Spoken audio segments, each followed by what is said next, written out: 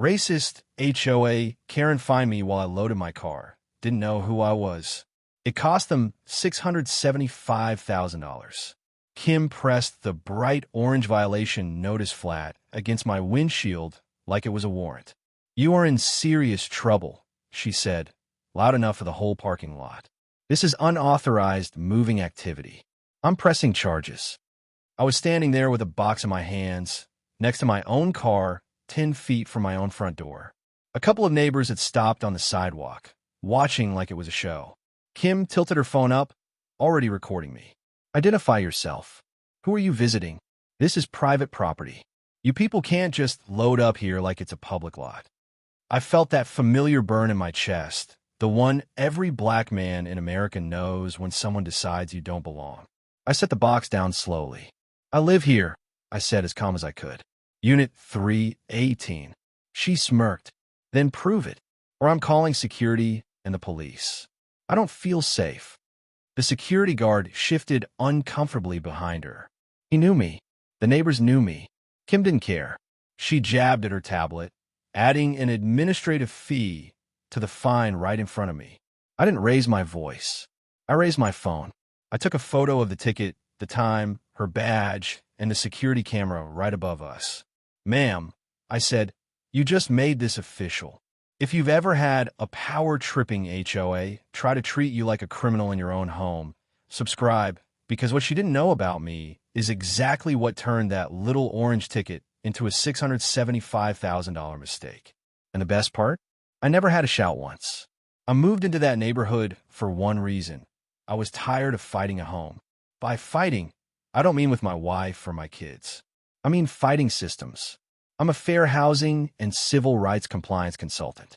My day job is walking into apartment companies, management firms, and HOAs and saying, "Here's how you don't get sued for discrimination." I train their boards, I review their policies, I walk them through the ugly case studies. I know exactly what it looks like when a concerned neighbor weaponizes rules against people who don't look like them. So when my wife, Tasha, and I found this townhome community outside Atlanta, it felt easy. Clean streets, a playground where I could picture my daughter on the swings, neighbors grilling on weekends, a mix of black, white, Latino, families, retirees. The brochure bragged about being diverse and inclusive. We rented first, just to feel it out. I made a point to be the kind of neighbor I wish every client of mine had. The guy who waves, who brings his trash cans in on time, who helps an older lady carry groceries when her hands are full. Miss Evelyn, my next-door neighbor, called me the professor, even though technically I'm just an adjunct. I'd fix her Ring camera when it glitched and bring her mail up the stairs. The security guard at the front gate, Carlos, and I talked about the Falcons every other night. For months, it was peaceful. I parked where I was supposed to. I read the HOA bylaws they emailed us. I even chuckled at some of the wording, overly strict, but nothing outrageous. I knew there was a compliance chair, some resident volunteer who liked rules a little too much. Every HOA has one. I'd see the occasional passive-aggressive post on the community Facebook group about trash cans not being brought in by 9 p.m. or off-schedule deliveries. But none of it had my name on it. And then I started hearing the name Kim. It was always in the same tone, low, annoyed eye roll built in. Kim left another note on my car because my cousin parked overnight. Kim said my wreath isn't seasonally appropriate. I just smile and shrug. Every neighborhood's got a Kim, I'd say. Just ignore her. Document if she gets crazy. That was my mistake. I assumed she knew where the line was. The first time I actually saw her in person, I didn't even know it was her. I was coming back from a run, jeans and a sweatshirt thrown over my workout shirt, when I noticed this blonde woman in neon leggings slowly circling the parking lot with a tablet. She'd lean down, squint at license plates, tap, tap, tap on the screen, shake her head. She scanned right past me like I was invisible. "Morning," I said. Nothing. Just the little wrinkle of her nose like something smelled off. I shrugged it off. Maybe she had headphones in. Maybe she didn't hear me. I had no reason yet to think. That look is going to cost this place more than $500,000. Life went on. My consulting work picked up. Ironically, I was in the middle of designing a training module for a management company about implicit bias in enforcement. I'd sit at my kitchen table, coffee next to my laptop, and build slides about how not to treat residents differently because of race, family status, or assumptions. At night, we'd watch our daughter ride her scooter in front of the townhomes. Tasha would joke, "See, babe? Normal people problems." We finally did it. And for a while, it really did feel like we had. Until the first gentle reminder from the HOA hit our inbox. It was about a doormat. Not ours, a neighbor's. But the way it was worded, the timing, the subtext, it told me exactly what kind of game was starting in our so-called peaceful community. In that email was the first breadcrumb on a trail that would end with Kim's voice trembling in a conference room while I laid out everything she'd done. For a while, it seemed like we'd finally found peace, until the HOA's little reminders stopped feeling so little. The gentle reminder about the doormat came on a Tuesday at 7:13 a.m. Subject line, friendly notice, exterior uniformity. It was sent to everyone, but the screenshot that started circulating in the group chat was from my neighbor Jamal. He bought this welcome-ish, depends who you are, mat. Funny, harmless. The email called it aggressive and unwelcoming language inconsistent with community standards. Under that, a grainy photo of the mat and the bottom half of Jamal's legs. I read it twice, then a third time. The wording wasn't just about a doormat. It was, certain decorative items may make other residents feel unsafe. That's a specific phrase. I've seen it in enough complaints to know when it's code for we don't like certain kinds of people being visible. At the bottom, in a smaller font, compliance share, Kimberly Halstead. So that was Kim. Jamal texted me. "Bro, should I just take it down? I'm not trying to start drama." I typed, erased, retyped. Finally, I sent, "Do what gives you peace." But screenshot everything and save the email. Old habit. I tell everyone that. A few days later, Miss Evelyn got a notice about her grandson's car. He'd stayed the weekend, parked in a guest spot, permit on the dash. The notice called it extended unauthorized parking and carried a $50 fine. Attached was a photo of the car and the kid walking up the stairs, hoodie on, hands in his pockets. "That woman follow my baby with a camera," Miss Evelyn said on my porch, voice shaking. "She don't bother those college boys down by Building B. Just my Marcus." I kept my tone light. "Did you appeal it?" She shook her head. "You can appeal people like that." That right there told me everything about how much power Kim thought she had. The story started stacking up. A Latina mom with a stroller warned for loitering at the mail kiosk. A white guy with a contractor van parked half-crooked for an hour? Nothing. A black delivery driver questioned for soliciting because he sat in his truck finishing a sandwich. Each incident, on its own, was small enough to brush off. That's how it always starts. Microaggressions dressed up as policy. A camera here, a warning there, a concern that just happens to land on the same type of resident over and over. One night, I was coming back from taking the trash out when I heard her voice for the first time in full patrol mode. "Sir, residents are required to keep common areas clear. You can't leave items in the breezeway. It's a safety hazard."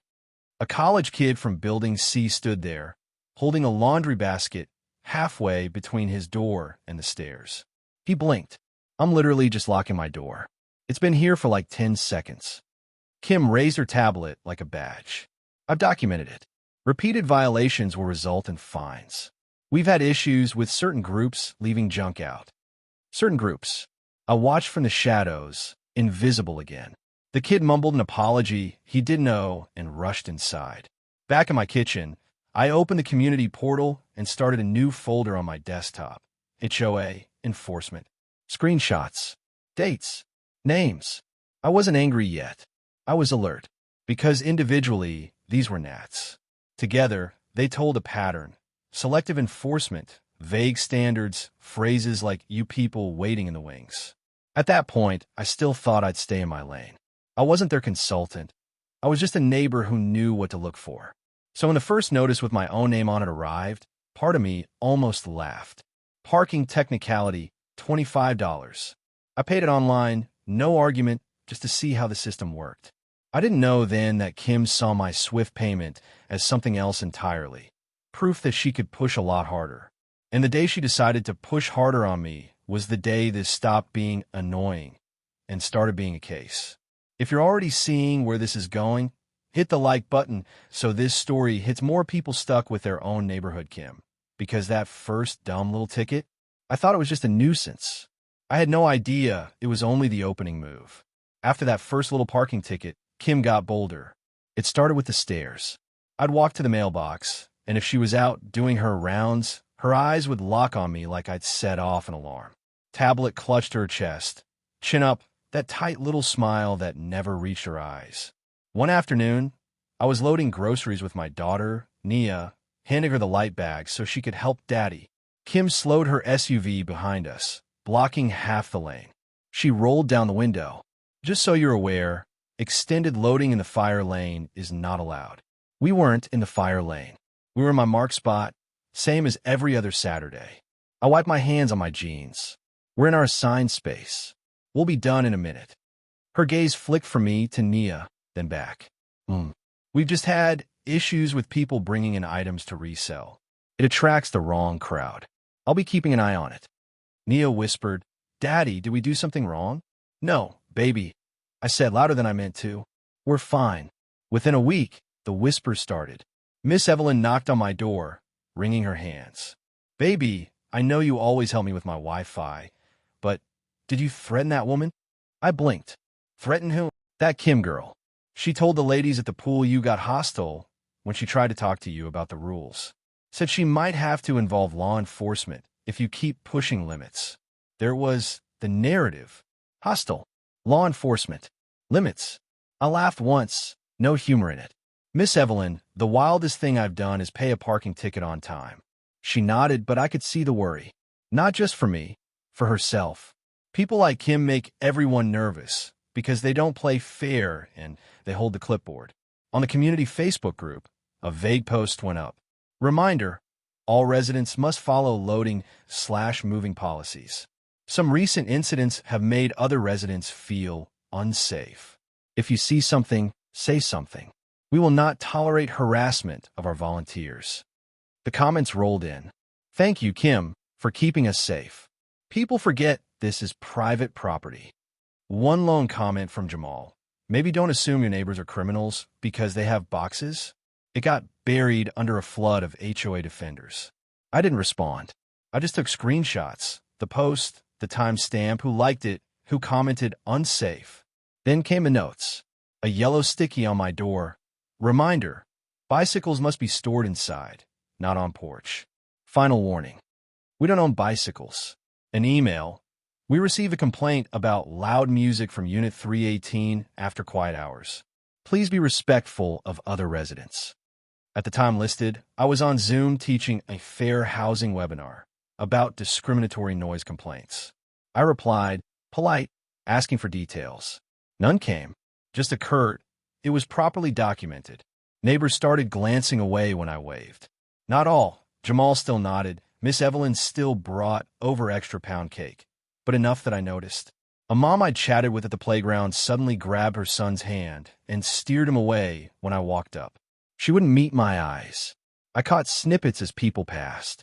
Well, if he'd just follow the rules. Kim said she had to start a file. A file? On me. Kim, meanwhile, was thriving. Clipboard queen. She'd parade through the parking lot in her neon workout sets, phone out, narrating into it like a cop body cam. One evening, I watched from my window as she let a white couple prop their couch in the breezeway for an hour while they shuffled furniture. She laughed with them. Take your time. Just don't scratch the paint, okay? No notes. No tickets. No, I don't feel safe. Later that same week, I carried 2 mid-sized boxes, conference materials, from my door to my trunk. Took maybe 3 trips. Less than 15 minutes. The next morning, there was an email in my inbox. Notice of unauthorized moving activity. Unit 318. Language almost identical to the couch couple's reminder post, except mine came with a $75 fine and a line about possible security review due to residents' prior conduct. Prior conduct. That's how you build a paper villain. I sat there at my kitchen table, reading and rereading the email, feeling the familiar heat, but forcing my breathing to stay slow. They weren't just inconveniencing me anymore. They were building a narrative that, in the wrong cop's hands, could turn into something deadly. So I dragged a fresh folder into my desktop. Pattern, selective enforcement. Every rumor, every screenshot, every neighbor's story I could confirm went in. Because Kim thought she was just winning a neighborhood popularity contest. What she didn't realize was that every little gossip session, every sticky note, every bogus complaint was evidence. And the HOA still hadn't noticed that each petty move they made was going straight into a file with their name on it. The morning they crossed the line from annoying to dangerous started exactly like any other. Coffee, emails, Nia's cereal all over the counter. I had a training downtown that afternoon, so I was loading my trunk with boxes, binders, handouts, my projector. Nothing dramatic. I'd made 2 trips already. On the third, I felt that prickle on the back of my neck. Kim's SUV rolled to a stop behind my car, angled just enough to block me in. She hopped out in her neon leggings, tablet in one hand, phone in the other, already pointed at me. "There you are," she said, like I was late for detention. "What did I tell you about unauthorized moving?" I set the box down by my bumper. "Good morning to you, too. I'm not moving. I'm going to work." She laughed once, sharp. "I don't think so. You've been out here with boxes for at least 20 minutes. That qualifies as moving activity. You didn't schedule it, and you didn't submit the form." "There is no form for putting stuff in your trunk," I said. Calm. Always calm. Check your own bylaws. She stepped closer, phone up. "Identify yourself. Full name. Unit you're visiting." A door opened above us. Jamal leaned on the railing. "He lives here. 318. Kim didn't even look up. "Sir, I'm not talking to you. I'm talking to this individual. And until he proves he lives here, this is trespassing and possible commercial use of the property." There it was. Commercial. The magic word she thought gave her power. I pulled my key fob out of my pocket and pressed unlock. My car chirped, lights blinking. "I'm Darius Coleman. Unit 318. You've mailed me 3 notices and 1 bogus ticket already. You know exactly who I am." Her lips tightened. "We've had complaints about your behavior. I don't feel safe with you loading that many items. People have been using this community to run businesses, and we will not tolerate that. I'm documenting this as unauthorized moving and commercial activity. That's a $150 violation plus an administrative fee." Behind her, Carlos, the security guard, walked up, hands on his belt, eyes flicking between us. "Morning, Mr. Coleman," he said softly. "Everything okay?" Kim whirled on him. "Carlos, I need you as a witness. He's being non-compliant and argumentative. If he refuses to identify where he's going and what's in those boxes, I want him removed. We may need to call APD. I'm not going to be harassed while I'm volunteering." I hadn't moved an inch. I hadn't raised my voice above conversational level. But she said harassed like I'd been shouting. I could feel neighbors watching from behind blinds, through Ring cameras. Miss Evelyn's curtain twitched. "Kim," Carlos said carefully, "Mr. Coleman lives here. I've seen him 100 times. He ain't." She cut him off. "Do you doubt my assessment of a security risk?" Then, louder for the imaginary jury. "This is exactly the kind of pushback we get from you people when we try to keep standards up. You people." She walked around my car, phone inches from my license plate, then my face. "State your business. Are you operating a business out of your unit? Who are you bringing in here? I'm pressing this as a formal incident. Expect a violation and possible suspension of amenity privileges pending review." Pause there. Understand what she just threatened. To fine me, flag me as a security risk, and cut off my family's access to the pool and clubhouse because I was loading my car to go to work. I opened my trunk fully so the camera above us could see. Binders labeled Fair Housing Training, my name on the cover. "These," I said slowly, "are training materials. I'm going to teach a class on how not to do exactly what you're doing right now." She blinked, thrown for half a second, then recovered. "I don't care what labels you put on your pamphlets. You're violating policy. Carlos, radio dispatch. I want this logged." He hesitated. "Kim, maybe we just let him go. I can stand by while he loads. It's not that deep." Her voice went icy. "If you won't back me up, I'll note that in my report." Then she marched to my windshield, yanked a bright orange slip from her clipboard, and slapped it dead center on the glass like a sheriff serving papers. Notice of violation, she read, projecting. Unauthorized moving activity, unauthorized commercial use of common areas, refusal to comply with HOA directives. Fines may accumulate daily. Continued noncompliance will result in towing and referral to law enforcement. Towing. Law enforcement. Daily fines. Over boxes. I heard Miss Evelyn's door creak open. "Kim, leave that man alone," she called, voice trembling. "He lives here. We all know him." Kim didn't turn around. "Ma'am, for your safety, please return inside. This is an enforcement matter." I looked up at the security camera on the corner of the building, then at Kim's phone, still recording. "Okay," I said quietly. "If that's how you want to handle it, we'll handle it officially." She smirked like she'd won something. Finally, some compliance. I took a slow breath, pulled out my own phone, and snapped photos. The ticket, her badge, the time on my dash, Carlos's uncomfortable face in the background, the camera overhead. I could have argued.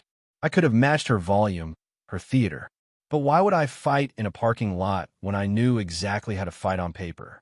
Because right there with that orange slip and those magic words, "You people, I don't feel safe, press charges," Kim stopped just being annoying. She handed me everything I needed to turn a petty war into a federal case. If you've ever had someone abuse a tiny bit of power and wonder how far they'll take it, drop a comment with paper trail so I know I'm not alone, because that's when I realized they weren't going to stop. And if I didn't do something, they weren't just a problem for me. They were a threat to everybody who looked like me in that neighborhood. I sat in my car for a full minute after she walked off, that orange slip glowing on my windshield like a threat. I've seen a lot of bad enforcement in my career, but there's a difference between reading a case file and being the case file. I could feel the anger creeping up my neck. My hands were actually shaking. Not from fear, from the restraint it took not to go knock on her door and ask her who she thought she was. Instead, I opened my laptop. I slid the orange ticket onto the passenger seat and typed exactly what I tell my clients to fear most from an unhappy resident. A calm, precise email. Subject: formal request for documentation. Notice of violation number 2147, Unit 318. In the body, I quoted her language word for word. Unauthorized moving activity, unauthorized commercial use, refusal to comply, you people, I don't feel safe, pressing charges. I listed the time down to the minute. I noted the presence of security, the functioning camera above space 27, and the neighbors who could hear her. Then I asked the questions I knew would make a property manager's stomach drop. 1. Please provide the written policy that defines moving activity, including required forms and notice. 2. Please provide copies of all violation notices issued for moving/loading activity in the last 12 months, with unit numbers redacted. 3. Please provide the board resolution authorizing on-the-spot fines for alleged commercial use of vehicles. 4. Please provide the written complaints and incident reports you referenced as my prior conduct. 5. Please confirm the HOA's non-discrimination policy and complaint procedure for discriminatory enforcement. I CC'd the generic community manager at address, the management company's regional office, and, quietly, my personal attorney. Then, at the very bottom, one line. As a fair housing and civil rights compliance consultant who trains housing providers on these exact issues, I want to make sure we handle this correctly and in full compliance with federal and state law. No threats. No all caps. Just information. I hit send. Inside the house, Tasha watched me through the window, eyebrows raised. When I came in, she asked, "You okay?" "I'm fine," I said, and I was in that clipped, focused way I get when something slides from personal to professional. They just moved this from parking lot drama to my territory. She exhaled. "You're really going to go there?" I looked at Nia, coloring at the table, humming to herself. If I let this slide, what happens to the next black man she decides doesn't belong? Or somebody's teenage son? Tasha nodded slowly. "Then don't let slide. Just be you, not them." Being me meant I didn't storm the board meeting. I didn't clap back on Facebook. I did something much scarier to people like Kim. I started a clean, chronological record. I opened a fresh document, Coleman v. HOA, timeline. I went back 6 months. Date of Jamal's doormat email. Date of Miss Evelyn's grandson's ticket. Date of the loitering stroller incident. Every notice I'd received, every rumor I could confirm with a screenshot. I noted race where it was relevant, not as a feeling, as an observable pattern. I pulled the governing documents they'd sent when we moved in and highlighted every section about enforcement, non-discrimination, appeals. I'd helped write clauses like that. I knew exactly what they were supposed to look like, and exactly how badly Kim had colored outside the lines. Then I took one more step that changed everything. I filed an internal discrimination complaint through their own portal. No rants, just boxes checked for selective enforcement, harassment, and racially coded language, with a short, factual statement attached and a request that all related footage be preserved. Because once you ask them, in writing, to preserve evidence, deleting anything stops being a mistake and starts being destruction. 15 minutes later, my phone buzzed. Auto reply from the management company. We take these concerns seriously. A regional manager will review. I smiled for the first time that morning, because in that moment, I stopped reacting, and I started planning. I had years of experience, case law, and regulators in my corner, and Kim didn't even know she'd just picked a fight with her own training manual. From here on out, every word they wrote, every fine they doubled down on, every meeting they held without me, it wasn't just annoying, it was evidence. And I was done playing nice neighbor. I was about to be their worst-case scenario with a 3-inch binder. If you're still with me, make sure you're subscribed, because from this point on I stopped hoping they'd calm down and started quietly building the case that would blow their little HOA kingdom wide open. The first response from management came that afternoon. Not from Kim, of course. From a guy named Aaron, the community manager. Hi, Darius. We received your email. We'll review your concerns and get back to you within 10 business days. In the meantime, please direct all questions through this email instead of approaching board volunteers directly. Translation: we see the words fair housing, and we're suddenly very, very polite. Perfect. I replied, thank you, and nothing more. Silence is unsettling when someone expects a fight. Instead of arguing, I went to work. First stop, public records. This HOA was managed by a mid-sized regional company I'd literally referenced in a training once. I pulled their corporate filings, found their general counsel, and, more importantly, found the name of their insurance carrier for directors and officers coverage. That's the policy that pays out when boards get sued. Next, I logged into the resident portal and exploited one of my favorite tools, the maintenance request system. It timestamps everything and they can't edit your wording. I submitted 3 requests. 1. Please confirm preservation of all video from camera #C3, parking lot, 7:30 to 8:30 a.m. Date. Incident involved board volunteer Kimberly Halstead and security guard Carlos. 2. Please confirm receipt of internal discrimination complaint filed, ticket number. 3. Please provide written appeals process and schedule for next open board meeting. Now, they had 3 separate data points, all in their own system, flagging the same incident as a discrimination issue. That night, I started knocking on doors quietly. I didn't gossip. I asked targeted questions. Jamal opened his door, Xbox controller in hand. Man, you good? I saw her out there this morning. Did you keep that email about your doormat? I asked. He nodded. Yeah. Why? Forward it to me. And anything else she sent you. I'm putting something together. Miss Evelyn had a shoebox full of paper notices, all carefully folded. We sat at her kitchen table, and I took photos of each one with my phone. Same signature at the bottom. Compliance chair, Kimberly H. Same tone. Same selective outrage. In Building B, a Latina mom named Rosa hesitated in her doorway. I don't want trouble, she said. They already said I hang around the mailboxes too long. You're not making trouble, I told her. They are. I'm just making a record of it. If nothing comes of it, fine. But if something does, you'll want your side written down. She bit her lip, then pulled up the HOA app on her phone and showed me the warning she got for loitering. I took a screenshot. Back home, I built a spreadsheet. Date, person, race, if they were comfortable sharing, alleged violation, actual facts, who enforced it, and whether white residents have been treated differently in similar situations. Pattern. That's what regulators care about, not just hurt feelings. 2 days later, Aaron finally responded to my specific questions. His email was careful, overly formal. We have reviewed the incident and confirm that our volunteer was acting in good faith to enforce community standards. However, as a courtesy, we are willing to waive the initial fine if you acknowledge the policy going forward. No answers to my document requests. No policy citations. No mention of you people or I don't feel safe. I read it twice, then typed back. Thank you for your response. I declined the courtesy waiver. I am not seeking a discount. I am seeking compliance with your own policies and with fair housing law.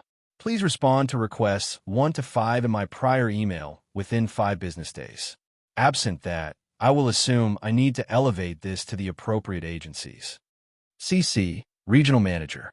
CC, Corporate Counsel I'd found in the filings. CC, my lawyer.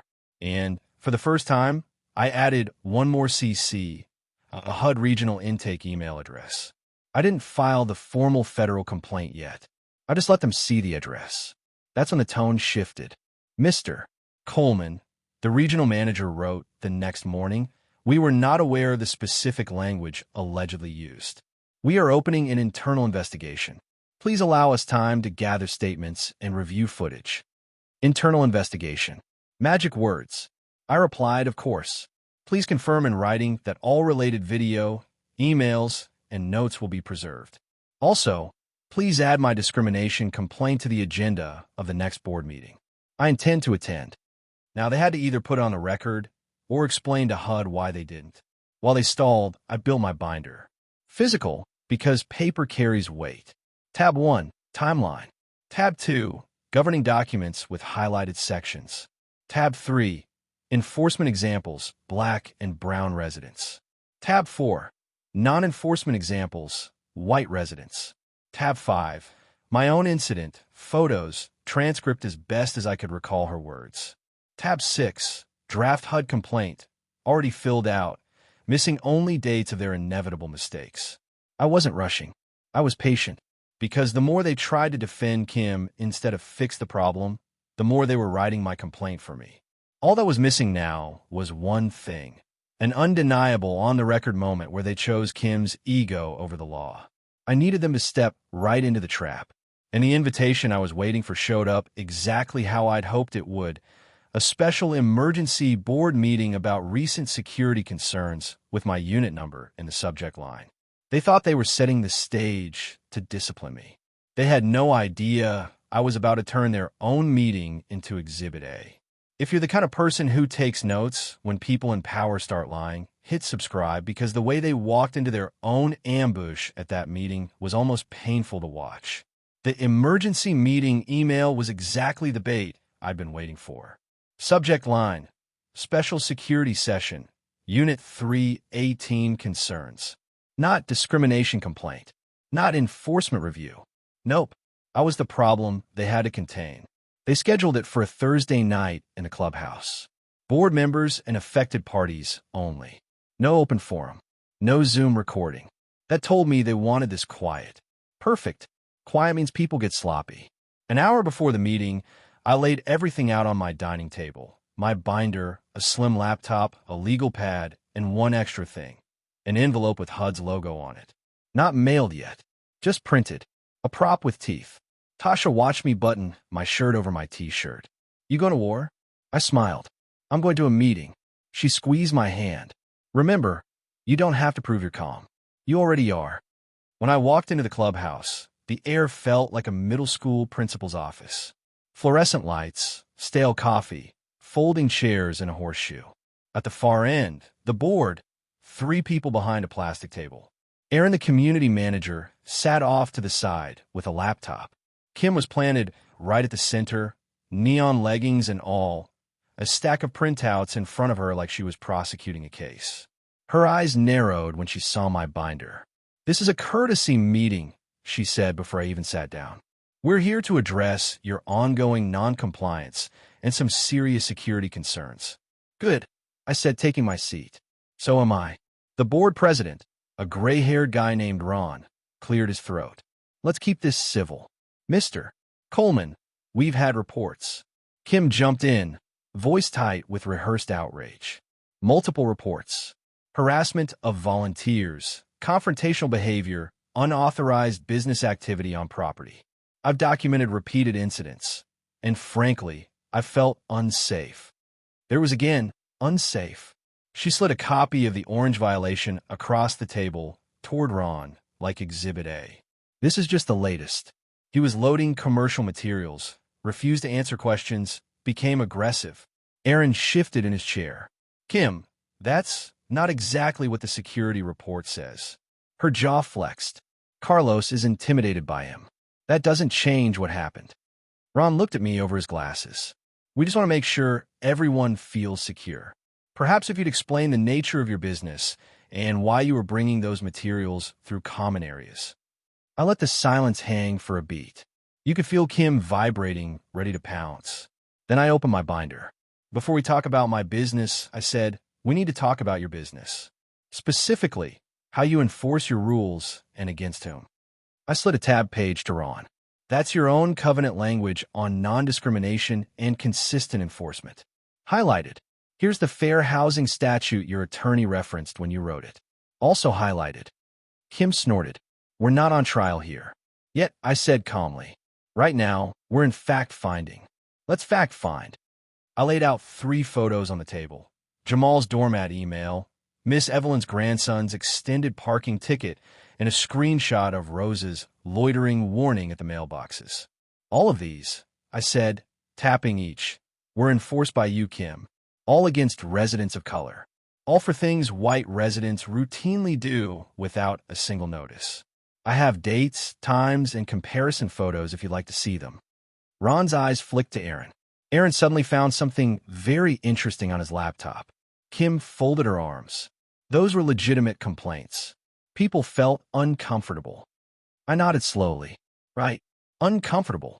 Like when you told a black college student certain groups leave junk out for holding a laundry basket. Or when you told me, in front of security and neighbors, you people always push back when we enforce standards. Ron's head snapped toward her. You said you people. She flushed. That's not what He's twisting my words. Great, I said. That's why I requested the audio from camera C3. And Carlos's incident report. And any ring footage neighbors voluntarily provided. We don't have to rely on memory. Aaron cleared his throat. We haven't pulled that yet. We're in the process. I slid the HUD envelope onto the table between us, logo facing up. Then I'd strongly suggest you do, I said. Because if that footage disappears after a discrimination complaint is filed, HUD and the state AG's office call, that's something very specific. Destruction of evidence. And your D&O carrier calls it non-covered conduct. Ron went pale. Our carrier? I met his eyes. The one that pays when you get sued for discrimination and retaliation. The one whose policy number is on page 3 of your management agreement. I train boards on how not to trigger that clause. Kim laughed too loud. So this is a shakedown. You're threatening to sue us because you got a ticket. No, I said. I'm explaining the landscape. This isn't about a ticket.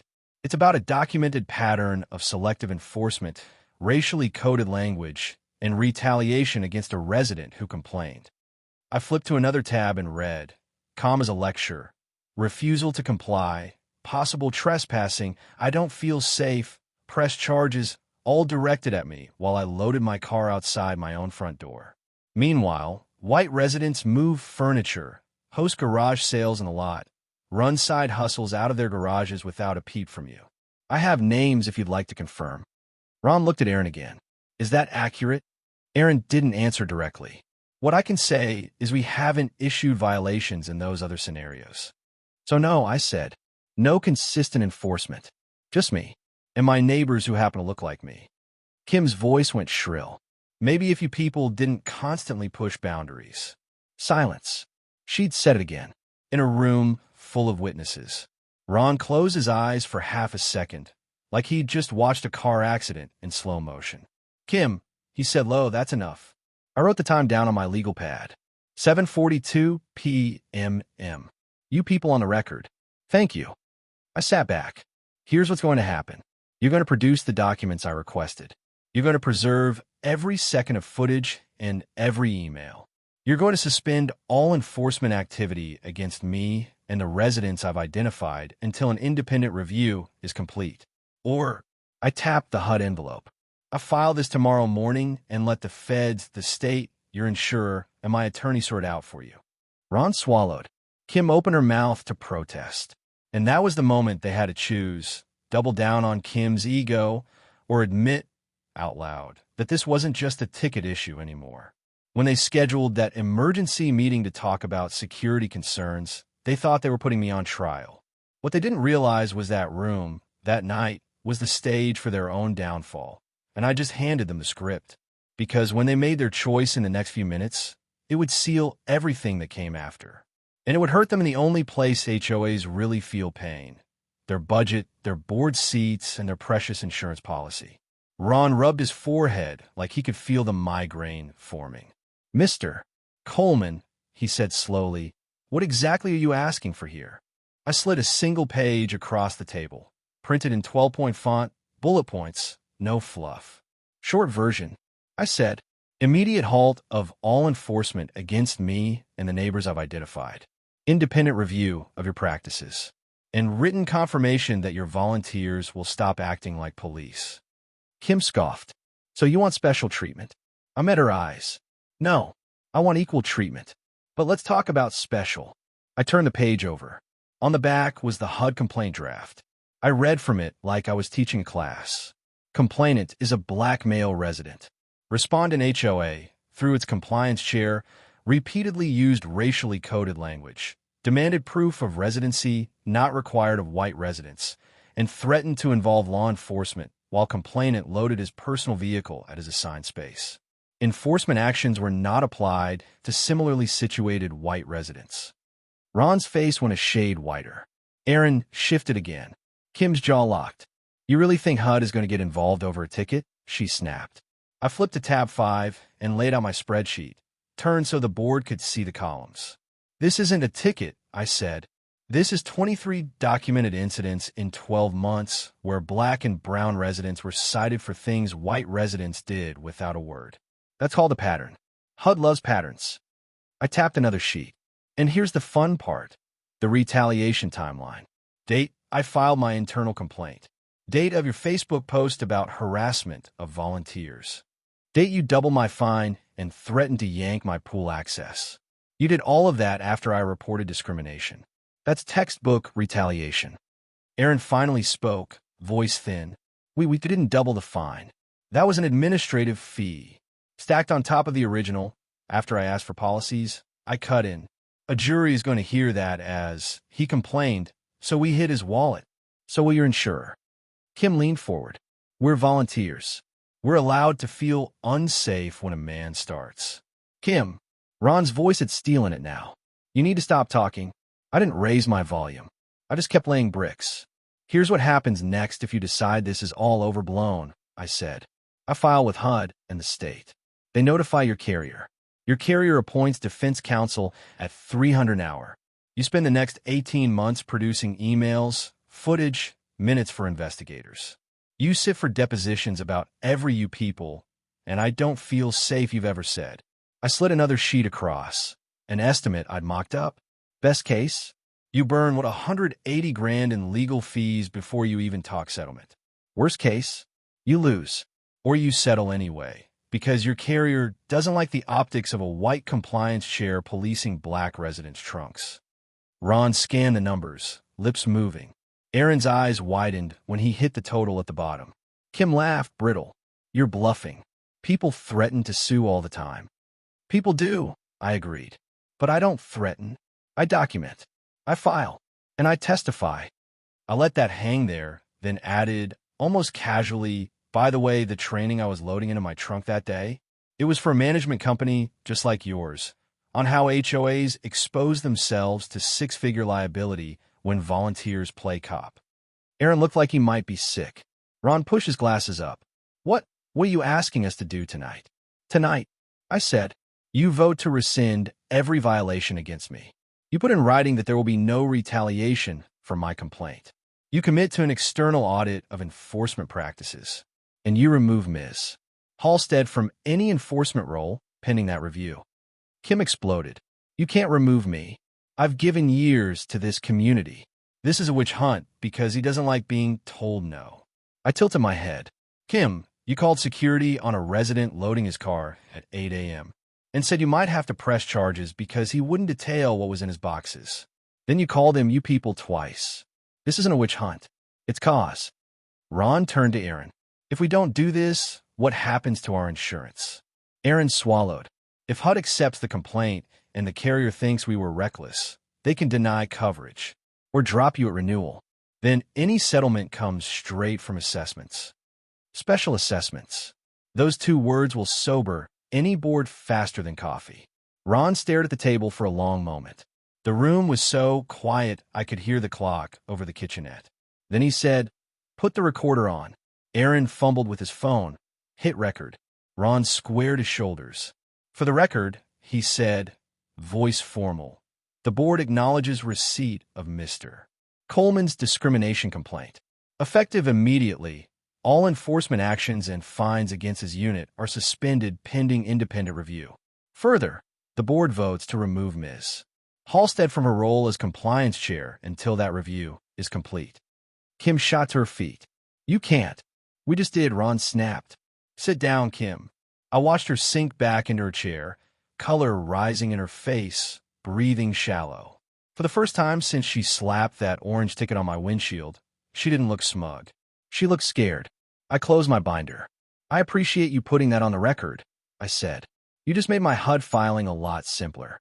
Because exposing them in that room, on their own recording, was only the beginning. The real pain would come later, when the letters, the lawyers, and the invoices started landing. And those would hurt them in the only 3 places an HOA really feels anything. Their power, their reputation, and $675,000 straight out of their budget. If you've ever wished you could make an abusive HOA actually pay for what they do, drop a comment with receipts down below, because what happened after this meeting didn't just clear my name. It turned that little orange ticket into the most expensive mistake they'd ever make. The fallout started faster than I expected. 2 days after that meeting, I got a certified letter from the management company. Inside was exactly what I demanded in front of the recorder. Every violation against my unit rescinded, 0 balance on my account, and a line that made me actually laugh out loud. We regret any misunderstanding and confirm there will be no further enforcement action related to this incident.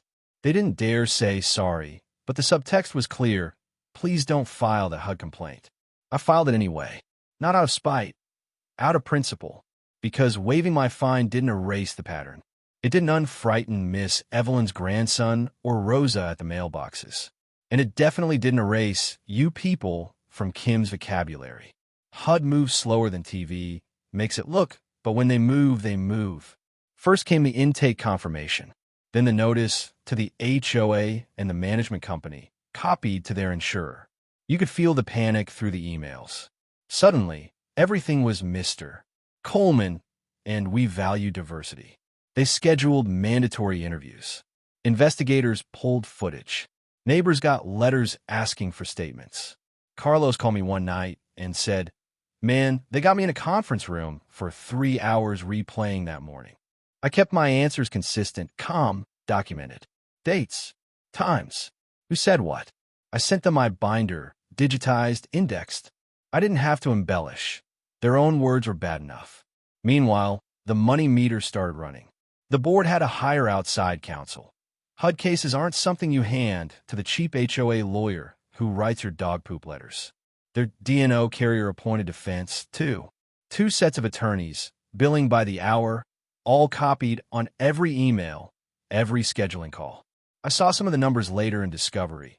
By the time HUD finished its investigation and the state AG piggybacked a look, they'd burned through around $180,000 just on lawyers and administrative response. And that was before settlement talks. The carrier did what carriers do. Looked at the facts, looked at the footage of Kim marching up to my car, heard her say "you people" on audio, and strongly recommended the board stop playing hero and start cutting a check. The settlement came in pieces. First was mine, $220,000 for discrimination and retaliation, with a nice, clean non-disparagement clause that applied both ways. I didn't brag about the number to my neighbors, but HUD's public summary spelled it out well enough once the case closed. Second was what I call the invisible bill, $80,000 in mandatory reforms. The community had to pay for fair housing training from an outside firm, rewrite their enforcement policies, create an actual complaint process, and submit to monitoring for 2 years. Every board member, current and future, had to sit through classes explaining why they are not, in fact, the police. Then came the part that really made folks mad: insurance.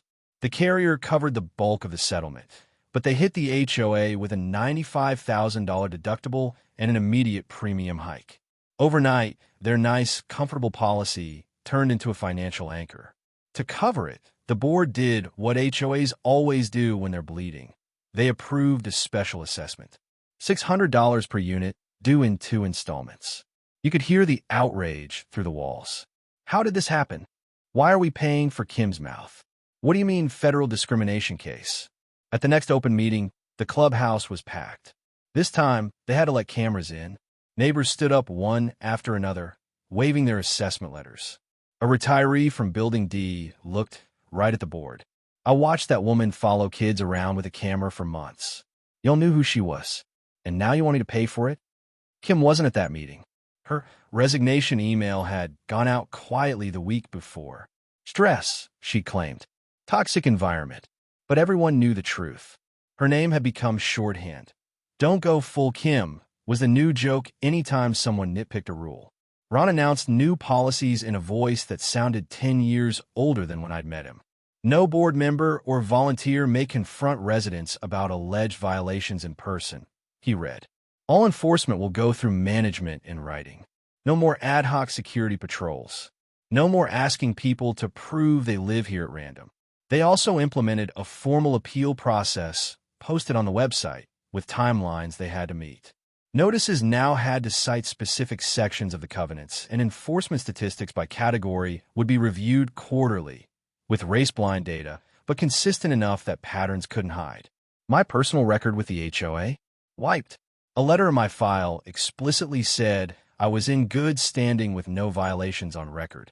They even comped my family's amenity fees for the next year. Pool access never tasted so ironic.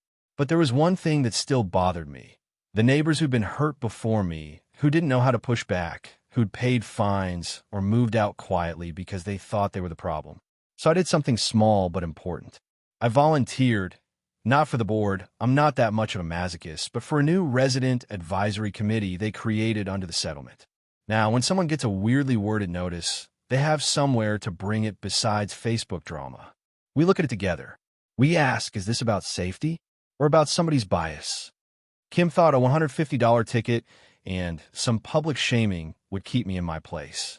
Instead, it cost her the only power she had, cost the HOA $675,000 in settlements, legal fees, insurance hits, and reforms, and taught my neighborhood, in the most expensive way possible, that racism isn't just ugly. It's billable. From that night on, the HOA never operated the same way again. But there was still one thing that kept me up at night, a question I couldn't shake, even after the checks cleared and the policies changed. If this could happen here with cameras, paperwork, and a guy like me who lives and breathes this stuff, how many places is it happening where nobody knows how to fight back?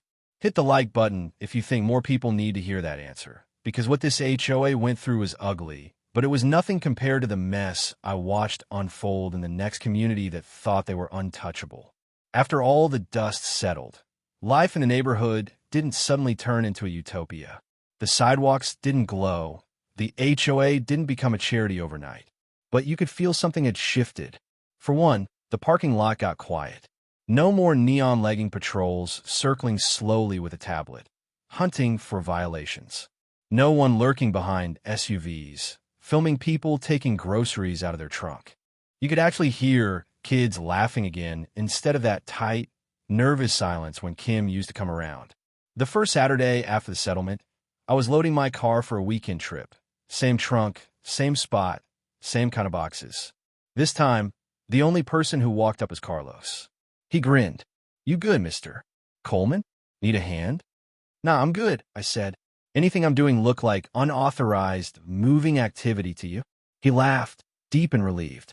"Man, they just told us, if somebody's not starting a fire, don't start paperwork. Trust me, I'm cool." Across the lot, Jamal was helping Miss Evelyn's grandson change a tire. Nobody took pictures. Nobody threatened fines. A couple of neighbors wandered over with a jack and some advice. It felt normal. The board sent out a glossy community update after the reforms kicked in. Lots of corporate language about reaffirming our commitment to fair housing and standardized enforcement. Buried in the middle was the sentence I cared about. No resident will be asked to prove residency or justify their presence in common areas except as required by law and applied uniformly to all. In plain English, no more "who are you visiting?" pop quizzes. They also posted the new enforcement report on the portal each quarter. No names, just numbers. How many warnings, how many fines, for what? Watching those charts flatten out, no more spikes on improper behavior clustered around the same buildings, was its own kind of satisfaction. Every now and then, a new neighbor would knock on my door with a letter in their hand and that anxious look I knew too well. "Hey, I heard you're the guy to talk to if the HOA gets weird." We'd sit at my table with their notice between us.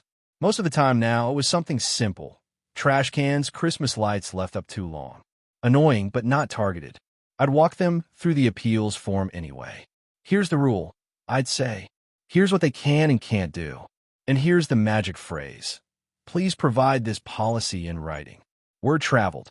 Not that I was the guy who took them for 600 grand. That number grew and mutated in the gossip, but that I was the guy who didn't scream, didn't swing, didn't move out. I documented. I filed. I stayed. And slowly, the balance of power shifted from whoever's loudest with a clipboard to whoever understands the rules. Did Kim ever apologize? No. Last I heard, she moved to a different suburb. If she joins another board, I hope, for her sake, that she learned something. But I'm not holding my breath. What mattered more to me were the smaller things. The day Rosa waved me over at the mailboxes and said, "They haven't bothered me once since everything. I can check my mail in peace now." The time Miss Evelyn patted my arm and whispered, "My Marcus brings his friends over to study now. They don't worry about being suspicious." The fact that when Nia plays on the sidewalk, the only camera watching her is mine. I won't pretend this fixed racism. It didn't. The system that let Kim feel powerful for harassing her own neighbors is bigger than one HOA, bigger than one lawsuit, bigger than $675,000. But in this little corner of Atlanta, there's a paper trail that says, if you weaponize your fear and your bias against the people who actually live here, it costs you. Not in karma, in invoices. And that, to me, is the real win. Not just that my name is clear, or that my car is safe from orange tickets, but that the next person who looks like me, standing in that parking lot with a box in their hands, had a little more protection than I did that morning. In that neighborhood, the war with the HOA was over. But for those who know the system from the inside, they know there's always another committee president somewhere who thinks they're above the law. Subscribe to the channel and watch